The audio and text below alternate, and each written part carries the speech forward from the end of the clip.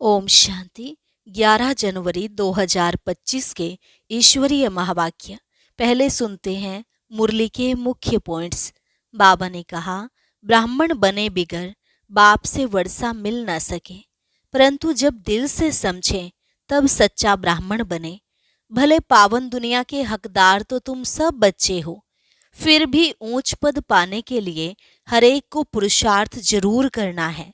संगम पर ही बाप आकर तुमको हीरे जैसा बनाते हैं, लेकिन नंबरवार तो होते ही हैं। हीरे जैसा राजा बन जाते हैं, बाकी सोने जैसी प्रजा बन जाती है। फिर बाबा ने कहा, इन आँखों से इस दुनिया का जो कुछ भी देखते हो, उनसे ममत्व मिटा देना चाहिए। मित्र संबंधियों या बच्चों आदि को देखते हुए बुद्धि बाप की याद में लटकी रहे। आत्मा का सच्चा प्यार रूहानी बाप से होना चाहिए। बाप की याद में रहने बिगर धारणा हो नहीं सकती। तुम्हारे खान पान से भी धारणा में फर्क पड़ जाता है। इसमें प्योरिटी बड़ी अच्छी चाहिए। अभी तुम पुण्य आत्मा बन रहे हो, इसलिए पाप आत्माओं से लेन देन नहीं करनी। लास्ट में बाबा ने कहा, जो बच्चे मुझे बहुत याद करते हैं उनको पगार भी जरूर इतनी मिलेगी। तुम्हारा कखपन लेकर बाप कितना भारी ब्याज देते हैं। 2 मुट्ठी के बदले तुमको महल मिल जाते हैं। इसलिए अपना सारा हिसाब किताब बाप को देते रहो, तो फिर डायरेक्शन भी मिलते रहेंगे। और अब सुनते हैं महावाक्यों को विस्तार से। मुरली का सार, मीठे बच्चे, योग अग्नि के समान है जिसमें तुम्हारे पाप जल जाते हैं। आत्मा सतो प्रधान बन जाती है। इसलिए एक बाप की याद में अर्थात योग में रहो। प्रश्न, पुण्य आत्मा बनने वाले बच्चों को किस बात का बहुत बहुत ध्यान रखना है? उत्तर, पैसा दान किसे देना है इस बात पर पूरा ध्यान रखना है। अगर किसको पैसा दिया और उसने जाकर शराब आदि पिया, बुरे कर्म किए, तो उसका पाप तुम्हारे ऊपर आ जाएगा। तुम्हें पाप आत्माओं से अब लेन देन नहीं करनी है। यहाँ तो तुम्हें पुण्य आत्मा बनना है। गीत, न वह हमसे जुदा होंगे, न उल्फत दिल से निकलेगी। ओम शांति। इसको कहा जाता है याद की आग। योग अग्नि माना याद की आग। आग अक्षर क्यों कहा है? क्योंकि इसमें पाप जल जाते हैं। यह सिर्फ तुम बच्चे ही जानते हो कैसे हम तमो प्रधान से सतो प्रधान बनते हैं। सतो प्रधान का अर्थ ही है पुण्य आत्मा और तमो प्रधान का अर्थ ही है पाप आत्मा। कहा भी जाता है यह बहुत पुण्य आत्मा है, यह पाप आत्मा है। इससे सिद्ध होता है आत्मा ही सतो प्रधान बनती है, फिर पुनर्जन्म लेते लेते तमो प्रधान बनती है। इसलिए इनको पाप आत्मा कहा जाता है। पतित पावन बाप को भी इसलिए याद करते हैं कि आकर पावन आत्मा बनाओ। पतित आत्मा किसने बनाया यह किसको भी पता नहीं। तुम जानते हो जब पावन आत्मा थे तो उनको राम राज्य कहा जाता था। अभी पतित आत्माएं हैं, इसलिए इनको रावण राज्य कहा जाता है। भारत ही पावन, भारत ही पतित बनता है। बाप ही आकर भारत को पावन बनाते हैं। बाकी सब आत्माएं पावन बन शांति धाम में चली जाती हैं। अभी है दुख धाम। इतनी सहज बात भी बुद्धि में बैठती नहीं है। जब दिल से समझें तब सच्चा ब्राह्मण बने। ब्राह्मण बनने बिगर बाप से वर्षा मिल न सके। अब यह है संगम युग का यज्ञ। यज्ञ के लिए ब्राह्मण तो जरूर चाहिए। अभी तुम ब्राह्मण बने हो, जानते हो मृत्यु लोक का यह अंतिम यज्ञ है। मृत्यु लोक में ही यज्ञ होते हैं, अमरलोक में यज्ञ होते नहीं। भक्तों की बुद्धि में यह बातें बैठ ना सके। भक्ति बिल्कुल अलग है, ज्ञान अलग है। मनुष्य फिर वेदों शास्त्रों को ही ज्ञान समझ लेते हैं। अगर उनमें ज्ञान होता तो फिर मनुष्य वापस चले जाते, परंतु ड्रामानुसार वापस कोई भी जाता नहीं। बाबा ने समझाया है पहले नंबर को ही सतो रजो तमो में आना है, तो दूसरे फिर सिर्फ सतों का पार्ट बजाए वापस कैसे जा सकते? उनको तो फिर तमो प्रधान में आना ही है, पार्ट बजाना ही है। हर एक एक्टर की ताकत अपनी अपनी होती है ना। बड़े बड़े एक्टर्स कितने नामी ग्रामी होते हैं। सबसे मुख्य क्रिएटर डायरेक्टर और मुख्य एक्टर कौन है? अभी तुम समझते हो गॉड फादर है मुख्य, पीछे फिर जगत अम्बा जगत पिता, जगत के मालिक विश्व के मालिक बनते हैं। इनका पार्ट जरूर ऊंचा है तो उनकी पगार भी ऊंची है। पगार देते हैं बाप जो सबसे ऊंचे हैं। कहते हैं तुम मुझे इतनी मदद करते हो तो तुमको पगार भी जरूर इतनी मिलेगी। बैरिस्टर पढ़ाएगा तो कहेगा ना, इतना ऊंच पद प्राप्त कराता हूं तो इस पढ़ाई पर बच्चों को कितना अटेंशन देना चाहिए। गृहस्थ में भी रहना है, कर्म योग संन्यास है ना। गृहस्थ व्यवहार में रहते सब कुछ करते हुए बाप से वर्षा पाने का पुरुषार्थ कर सकते हैं, इसमें कोई तकलीफ नहीं है। काम काज करते शिव बाबा की याद में रहना है। नॉलेज तो बड़ी सहज है, गाते भी हैं, हे पतित पावन आओ, आकर हमको पावन बनाओ। पावन दुनिया में तो राजधानी है, तो बाप उस राजधानी का भी लायक बनाते हैं। इस ज्ञान की मुख्य 2 सब्जेक्ट हैं, अल्फ और बे। स्वदर्शन चक्रधारी बनो और बाप को याद करो तो तुम एवर हेल्दी और वेल्दी बनेंगे। बाप कहते हैं मुझे वहां याद करो, घर को भी याद करो। मुझे याद करने से तुम घर चले जाएंगे। स्वदर्शन चक्रधारी बनने से तुम चक्रवर्ती राजा बनेंगे। यह बुद्धि में अच्छी रीति रहना चाहिए।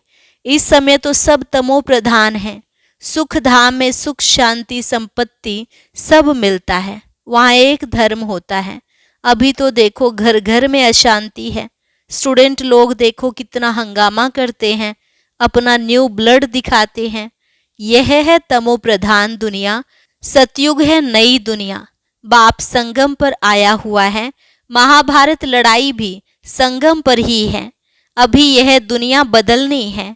बाप भी कहते हैं मैं नई दुनिया की स्थापना करने संगम पर आता हूँ। इनको ही पुरुषोत्तम संगम युग कहते हैं। पुरुषोत्तम मास, पुरुषोत्तम संवत भी मनाते हैं, परंतु यह पुरुषोत्तम संगम युग का किसको पता नहीं है। संगम पर ही बाप आकर तुमको हीरे जैसा बनाते हैं। फिर इनमें भी नंबरवार तो होते ही हैं। हीरे जैसा राजा बन जाते हैं, बाकी सोने जैसी प्रजा बन जाती है। बच्चे ने जन्म लिया और वर्षे का हकदार बना। अभी तुम पावन दुनिया के हकदार बन जाते हो, फिर उसमें ऊंच पद पाने के लिए पुरुषार्थ करना है। इस समय का तुम्हारा पुरुषार्थ कल्प कल्प का पुरुषार्थ होगा। समझा जाता है यह कल्प कल्प ऐसा ही पुरुषार्थ करेंगे, इनसे जास्ती पुरुषार्थ होगा ही नहीं। जन्म जन्मांतर कल्प कल्पांतर यह प्रजा में ही आएंगे। यह साहूकार प्रजा में दास दासियां बनेंगे। नंबरवार तो होते हैं ना, पढ़ाई के आधार से सब मालूम पड़ जाता है। बाबा झट बता सकते हैं इस हालत में तुम्हारा कल शरीर छूट जाए तो क्या बनेंगे। दिन प्रतिदिन टाइम थोड़ा होता जाता है। अगर कोई शरीर छोड़ेंगे फिर तो पढ़ नहीं सकेंगे। हाँ, थोड़ा सिर्फ बुद्धि में आएगा, शिव बाबा को याद करेंगे। जैसे छोटे बच्चे को भी तुम याद कराते हो तो शिव बाबा कहता रहता है, तो उनका भी कुछ मिल सकता है। छोटा बच्चा तो महात्मा मिसल है, विकारों का पता नहीं। जितना बड़ा होता जाएगा विकारों का असर होता जाएगा।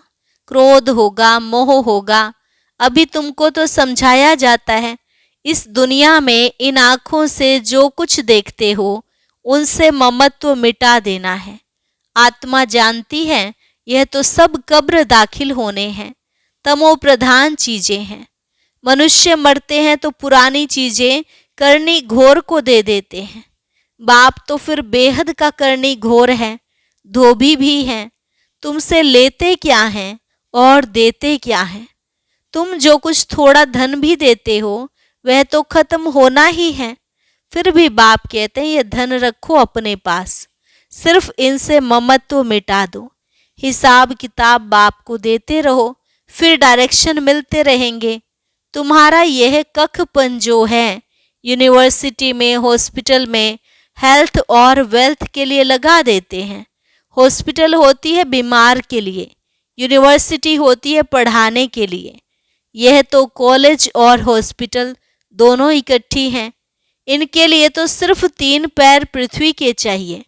बस जिनके पास और कुछ नहीं है वे सिर्फ 3 पैर जमीन के दे देवें, उसमें क्लास लगा दें। 3 पैर पृथ्वी के, वह तो सिर्फ बैठने की जगह हुई ना। आसन 3 पैर का होता है। 3 पैर पृथ्वी पर कोई भी आएगा, अच्छी रीति समझ कर जाएगा। कोई आया, आसन पर बिठाया और बाप का परिचय दिया। बैजेस भी बहुत बनवा रहे हैं सर्विस के लिए। यह है बहुत सिंपल। चित्र भी अच्छे हैं, लिखत भी पूरी है। इनसे तुम्हारी बहुत सर्विस होगी।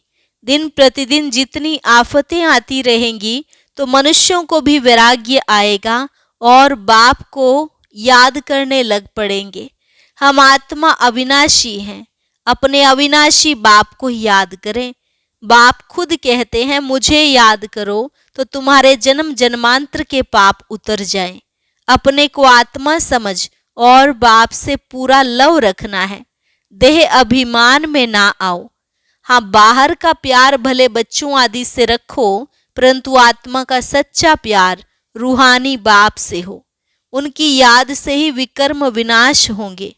मित्र संबंधियों, बच्चों आदि को देखते हुए भी बुद्धि बाप की याद में लटकी रहे। तुम बच्चे जैसे याद की फांसी पर लटके हुए हो। आत्मा को अपने बाप परमात्मा को ही याद करना है। बुद्धि ऊपर लटकी रहे। बाप का घर भी ऊपर है ना। मूल वतन, सूक्ष्म वतन और यह है स्थूल वतन। अब फिर वापस जाना है। अब तुम्हारी मुसाफिरी पूरी हुई है। तुम अब मुसाफिरी से लौट रहे हो तो अपना घर कितना प्यारा लगता है। वह है बेहद का घर। वापस अपने घर जाना है। मनुष्य भक्ति करते हैं घर जाने के लिए, परंतु ज्ञान पूरा नहीं है तो घर जा नहीं सकते। भगवान पास जाने के लिए अथवा निर्वाण धाम में जाने के लिए कितनी तीर्थ यात्राएं आदि करते हैं, मेहनत करते हैं। सन्यासी लोग सिर्फ शांति का रास्ता ही बताते हैं, सुख धाम को तो जानते ही नहीं। सुख धाम का रास्ता सिर्फ बाप ही बतलाते हैं। पहले जरूर निर्वाण धाम वानप्रस्थ में जाना है, जिसको ब्रह्मांड भी कहते हैं। वह फिर ब्रह्म को ईश्वर समझ बैठे हैं। हम आत्मा बिंदी हैं, हमारा रहने का स्थान है ब्रह्मांड। तुम्हारी भी पूजा तो होती है ना। अब बिंदी की पूजा क्या करेंगे? जब पूजा करते हैं तो सालिग्राम बनाए एक एक आत्मा को पूजते हैं। बिंदी की पूजा कैसे हो, इसलिए बड़े बड़े बनाते हैं। बाप को भी अपना शरीर तो है नहीं। यह बातें अभी तुम जानते हो। चित्रों में भी तुमको बड़ा रूप दिखाना पड़े, बिंदी से कैसे समझेंगे? यूं बनाना चाहिए स्टार। ऐसे भी बहुत तिलक माताएं लगाती हैं, तैयार मिलते हैं सफेद। आत्मा भी सफेद होती है ना, स्टार मिसल। यह भी एक निशानी है। भ्रिकुटी के बीच आत्मा रहती है, बाकी अर्थ का किसको पता भी नहीं है। यह बाप समझाते हैं। इतनी छोटी आत्मा में कितना ज्ञान है। इतने बोम्ब आदि बनाते रहते हैं। वंडर है, आत्मा में इतना पार्ट भरा हुआ है। यह बड़ी गुह्य बातें हैं। इतनी छोटी आत्मा शरीर से कितना काम करती है। आत्मा अविनाशी है, उनका पार्ट भी कभी विनाश नहीं होता है, ना एक्ट बदलती है। अभी बहुत बड़ा झाड़ है। सतयुग में कितना छोटा झाड़ होता है, पुराना तो होता नहीं। मीठे छोटे झाड़ का कलम अभी लग रहा है। तुम पतित बने थे, अब फिर पावन बन रहे हो। छोटी सी आत्मा में कितना पार्ट है। कुदरत यह है, अविनाशी पार्ट चलता रहता है। यह कभी बंद नहीं होता। अविनाशी चीज है, उसमें अविनाशी पार्ट भरा हुआ है। यह वंडर है ना। बाप समझाते हैं, बच्चे देही अभिमानी बनना है। अपने को आत्मा समझ बाप को याद करो, इसमें है मेहनत। जास्ती पार्ट तुम्हारा है। बाबा का इतना पार्ट नहीं जितना तुम्हारा। बाप कहते हैं तुम स्वर्ग में सुखी बन जाते हो तो मैं विश्राम में बैठ जाता हूँ। हमारा कोई पार्ट नहीं। इस समय इतनी सर्विस करता हूँ ना, यह नॉलेज इतनी वंडरफुल है, तुम्हारे सिवाय जरा भी कोई नहीं जानते हैं। बाप की याद में रहने बिगर धारणा भी नहीं होगी। खान पान आदि का भी फर्क पड़ने से धारणा में फर्क पड़ जाता है। इसमें प्योरिटी बड़ी अच्छी चाहिए। बाप को याद करना बहुत सहज है। बाप को याद करना है और वर्षा पाना है। इसलिए बाबा ने कहा था तुम अपने पास भी चित्र रख दो। योग का और वर्षे का चित्र बनाओ तो नशा रहेगा। हम ब्राह्मण सो देवता बन रहे हैं, फिर हम देवता सो क्षत्रिय बनेंगे। ब्राह्मण है पुरुषोत्तम संगम योगी, तुम पुरुषोत्तम बनते हो ना। मनुष्यों को यह बातें बुद्धि में बिठाने के लिए कितनी मेहनत करनी पड़ती है। दिन प्रतिदिन जितना नॉलेज को समझते जाते हैं तो खुशी भी बढ़ेगी। तुम बच्चे जानते हो बाबा हमारा बहुत कल्याण करते हैं। कल्प कल्प हमारी चढ़ती कला होती है। यहाँ रहते शरीर निर्वाह अर्थ भी सब कुछ करना पड़ता है। बुद्धि में रहे हम शिव बाबा के भंडारे से खाते हैं। शिव बाबा को याद करते रहेंगे तो काल कंटक सब दूर हो जाएंगे। फिर यह पुराना शरीर छोड़ चले जाएंगे। बच्चे समझते हैं बाबा कुछ भी लेते नहीं हैं, वह तो दाता हैं। बाप कहते हैं हमारी श्रीमत पर चलो। तुम्हें पैसे का दान किसे करना है, इस बात पर पूरा ध्यान देना है। अगर किसको पैसा दिया और उसने जाकर शराब आदि पिया, बुरे काम किए, तो उसका पाप तुम्हारे ऊपर आ जाएगा। पाप आत्माओं से लेन देन करते पाप आत्मा बन जाते हैं। कितना फर्क है। पाप आत्मा से ही लेन देन कर पाप आत्मा बन जाते हैं। यहाँ तो तुमको पुण्य आत्मा बनना है, इसलिए पाप आत्माओं से लेन देन नहीं करनी है। बाप कहते हैं कोई को भी दुख नहीं देना है, कोई में मोह नहीं रखना है। बाप भी स्क्रीन बनकर आते हैं, पुराना कखपन लेते हैं, देते देखो कितना ब्याज है, बड़ा भारी ब्याज मिलता है। कितना भोला है, 2 मुट्ठी के बदले महल दे देते हैं। अच्छा, मीठे मीठे सिकिलधे बच्चों प्रति मात पिता बाप दादा का याद प्यार और गुड मॉर्निंग। रूहानी बाप की रूहानी बच्चों को नमस्ते। रूहानी बच्चों की रूहानी बाप दादा को नमस्ते नमस्ते, गुड मॉर्निंग। धारणा के लिए मुख्य सार। पहली पॉइंट, अब मुसाफिरी पूरी हुई, वापस घर जाना है, इसलिए इस पुरानी दुनिया से बेहद का वैराग्य रख बुद्धि योग बाप की याद में ऊपर लटकाना है। दूसरी पॉइंट, संगम युग पर बाप ने जो यज्ञ रचा है, इस यज्ञ की संभाल करने के लिए सच्चा सच्चा पवित्र ब्राह्मण बनना है। काम काज करते बाप की याद में रहना है। वरदान, आदि रत्न की स्मृति से अपने जीवन का मूल्य जानने वाले सदा समर्थ भव। आदि रत्न की स्मृति से अपने जीवन का मूल्य जानने वाले सदा समर्थ भव। जैसे ब्रह्मा आदि देव है, ऐसे ब्रह्मा कुमार कुमारियां भी आदि रत्न हैं। आदि देव के बच्चे मास्टर आदि देव हैं। आदि रत्न समझने से ही अपने जीवन के मूल्य को जान सकेंगे, क्योंकि आदि रत्न अर्थात प्रभु के रत्न, ईश्वरीय रत्न, तो कितनी वैल्यू हो गई। इसलिए सदा अपने को आदि देव के बच्चे मास्टर आदि देव आदि रत्न समझकर हर कार्य करो तो समर्थ भव का वरदान मिल जाएगा। कुछ भी व्यर्थ जा नहीं सकता। स्लोगन, ज्ञानी तू आत्मा वह है जो धोखा खाने से पहले परख कर स्वयं को बचा ले। और आज यज्ञ के इतिहास की एक ऐसी वीडियो जो शायद हर एक ब्राह्मण को देखनी चाहिए। दादियों की आप बीती और बहुत से अनसुने अनुभव सुनने के लिए ऊपर दिए गए बॉक्स पर क्लिक करें।